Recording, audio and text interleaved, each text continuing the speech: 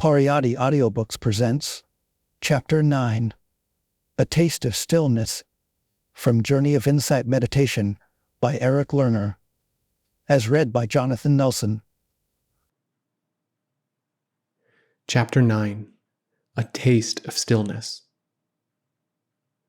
On the morning of the 10th day, I interrupted my return to the hut following my breakfast to catch my breath on a high, flat rock that afforded a view of the entire valley beneath the monastery.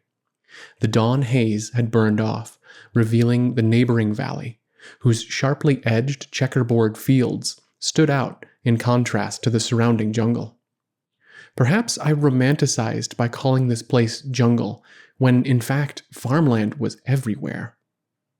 But there is so much unclaimed land in Ceylon that nowhere in the countryside are you so far from the uncultivated forests that you'd not have second thoughts about wandering off in broad daylight, much less in the dark.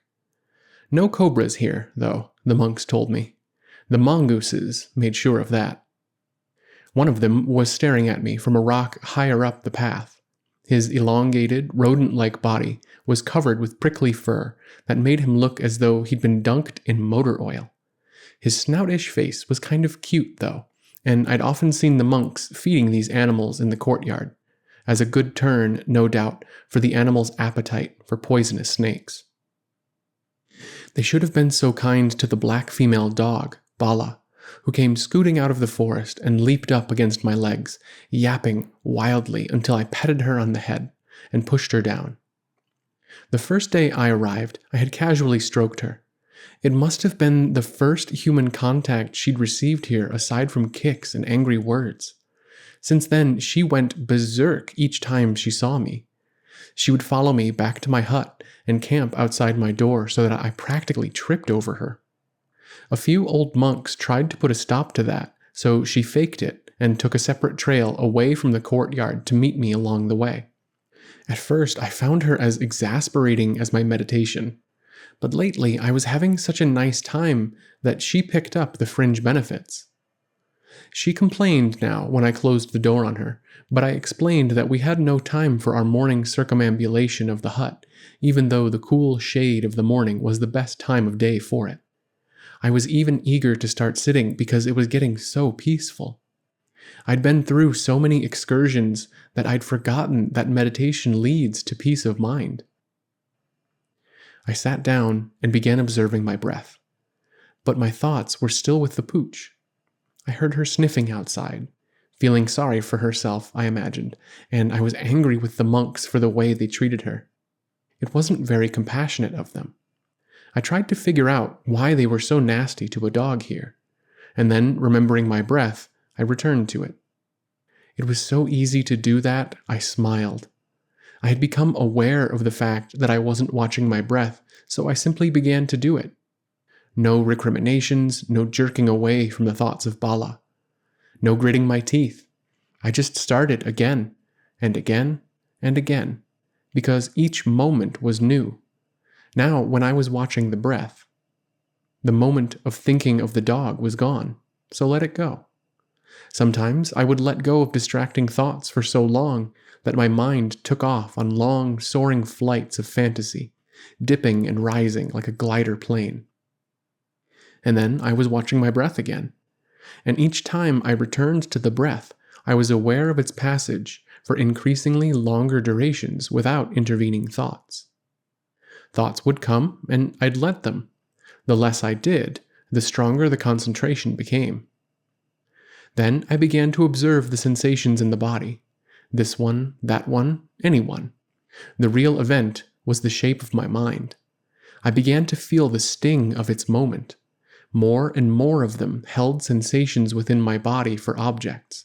Fewer and fewer of them reacted to the sensations. The distinction never felt clearer. It was like watching a basketball game on television, while an unseen commentator described the action that you could see yourself. The mindless chatter was inessential, yet it continued, and each time you heard it, you missed what was going on. But now I was missing less and less.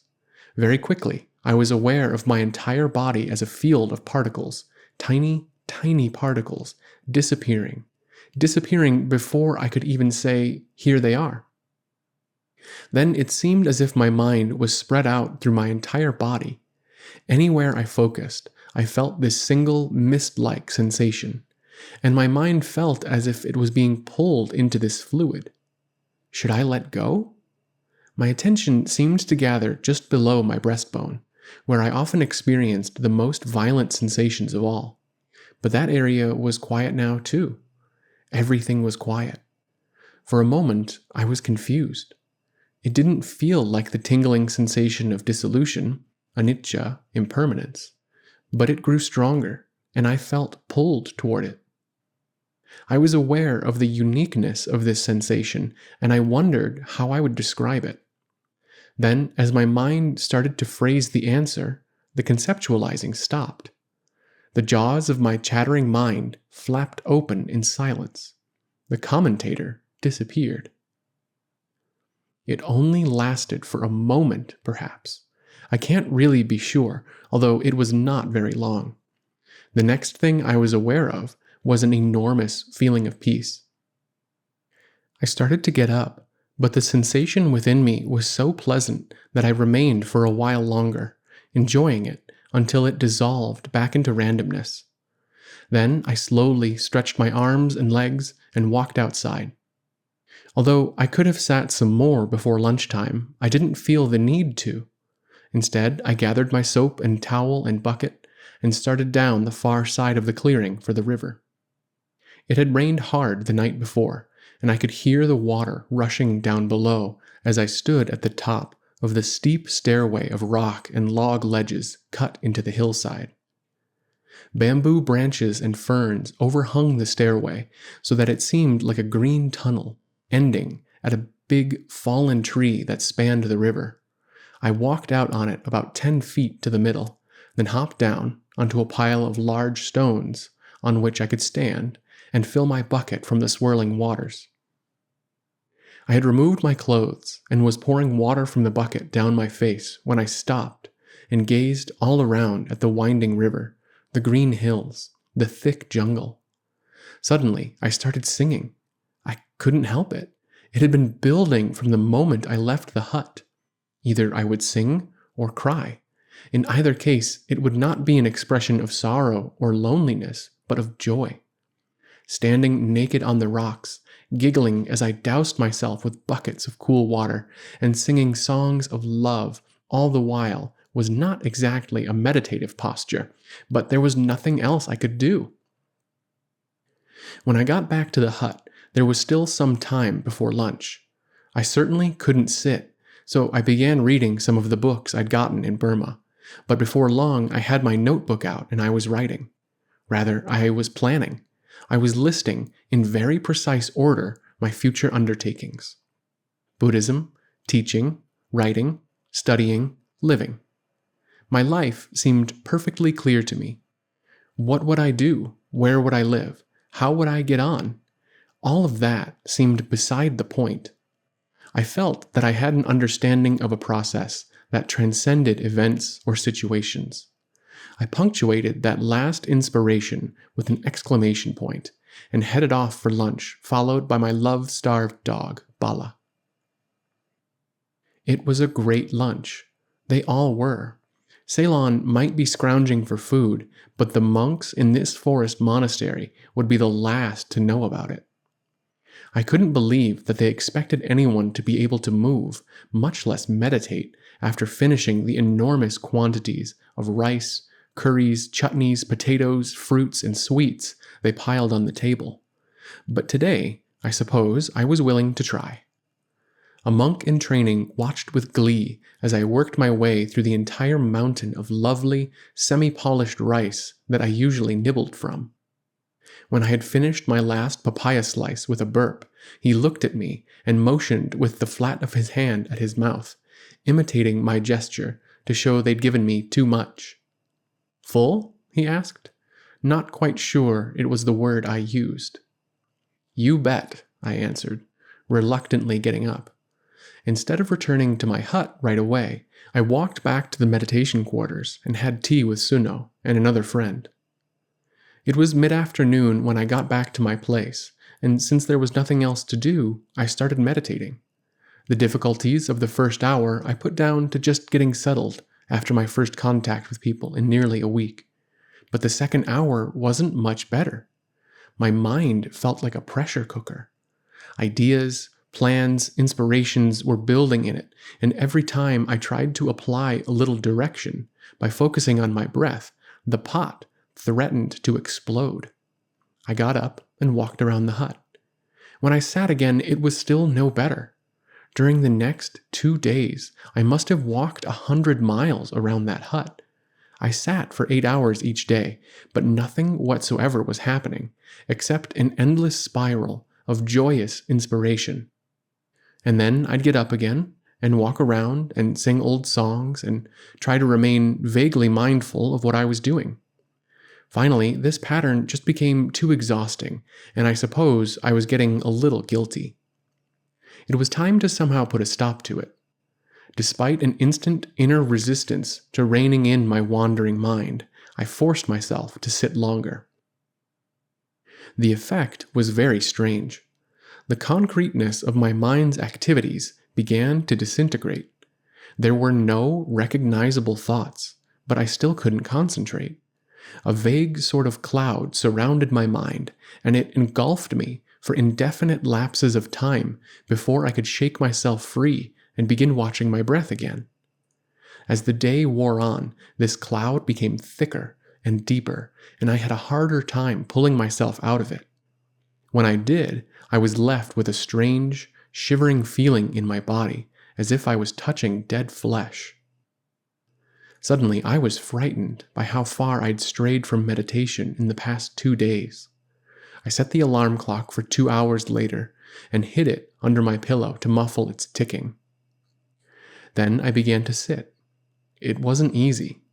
I could only stay in place by gritting my teeth and concentrating on the clenched muscles of my jaw.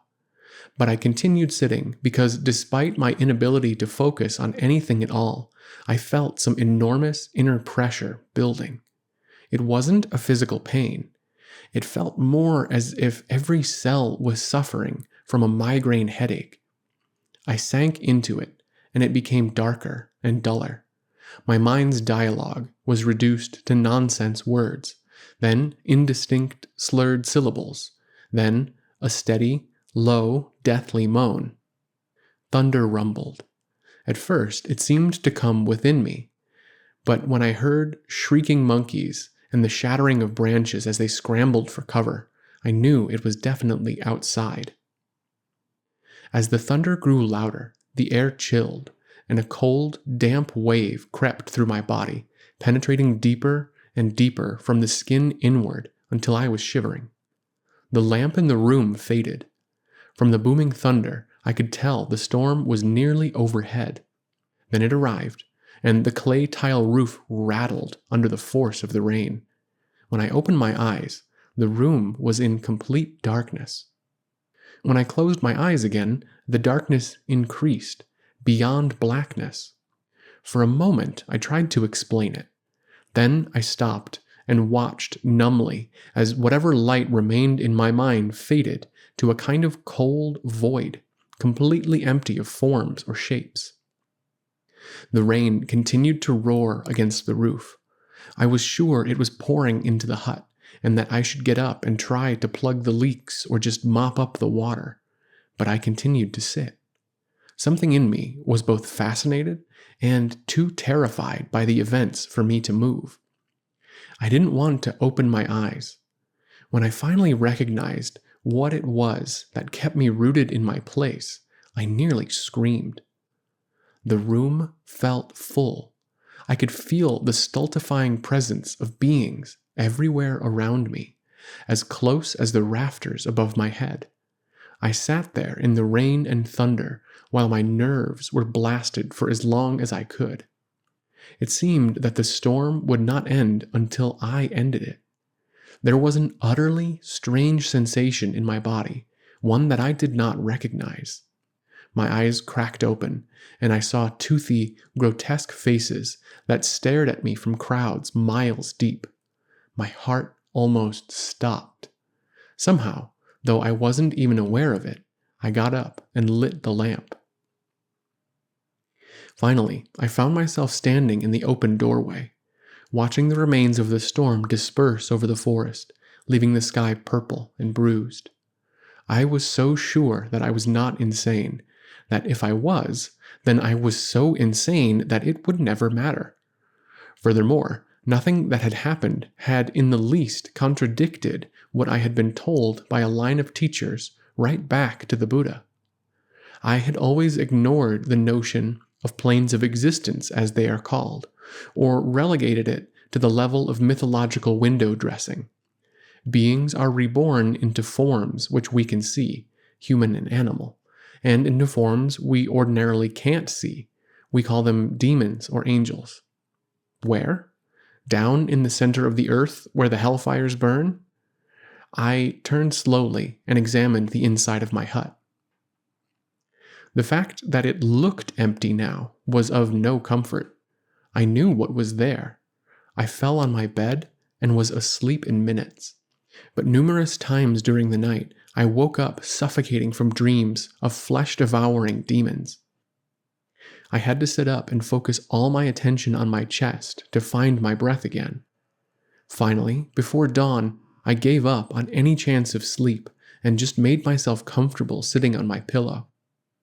It seemed that I might as well look at the demons awake as asleep. In an instant, though, they were gone. My body felt clean and clear, my mind light.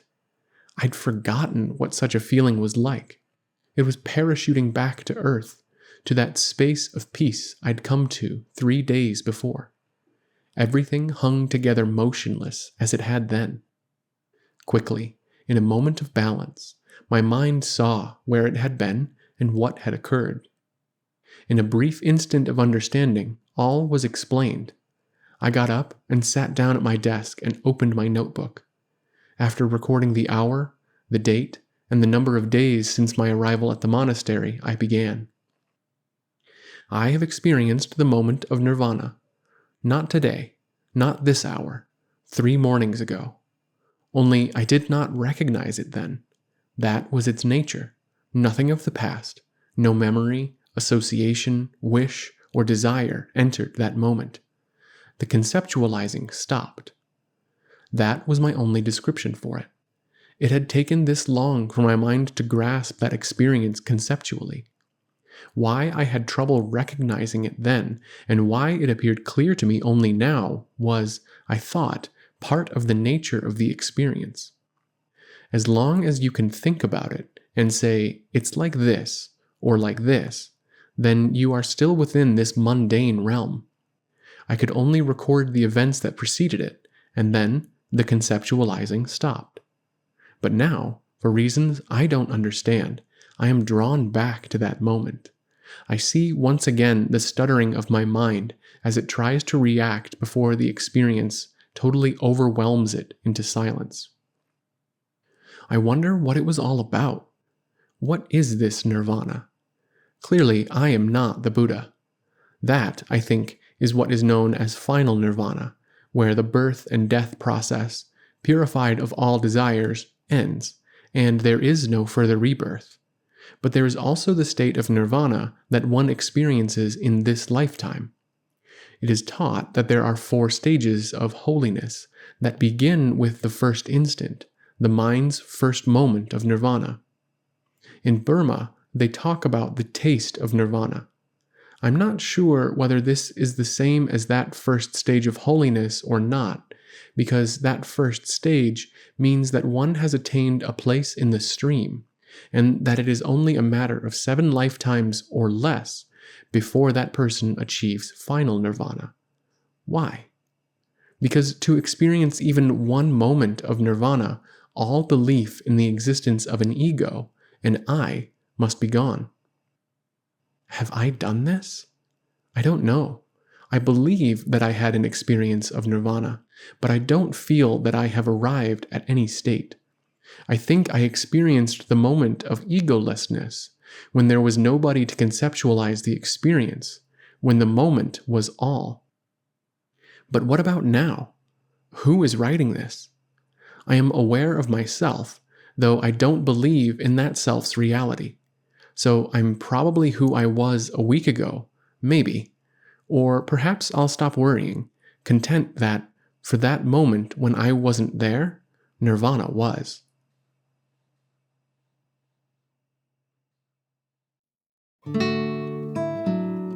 Pariyatti, a nonprofit 501c3 organization, offers a wide variety of books, eBooks, videos, and audiobooks about the teachings of the Buddha, the Pāli language, and Vipassana meditation.